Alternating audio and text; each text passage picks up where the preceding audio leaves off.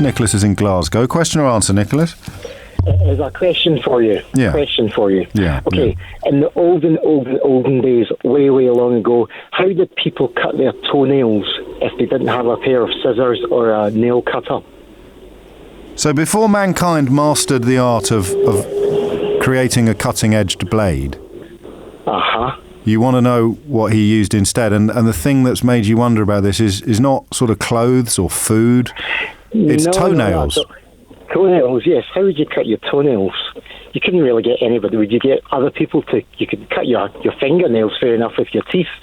But how would you cut your toenails? But are you not interested in how we cut cloth or how we cut food or how we cut through building materials or leather or it's toenails? That's the thing that you're interested in. Toenails. Would they get their friends to cut their toenails with their teeth?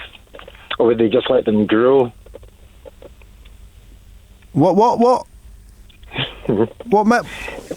Where do you think this question came from? I don't know. I was just biting my fingernails one day, and then I was thinking, what about my toenails? And fair enough, I just got a toe cutter. But then, how would they do that without scissors or a nail cutter? Well, they could have just used a stone. They could have filed them down, couldn't they? Okay, I suppose they could have. But what happens what if they curled right in? Or I suppose they could have used a thing. Well, how would they cut their hair? Their hair was another one I was thinking of. How would you cut your hair without a pair of scissors? Well, you didn't, generally. I mean, I don't think that short back and sides were particularly popular in the Neolithic era. In all the pictures I've seen, they had hair right down to their backsides.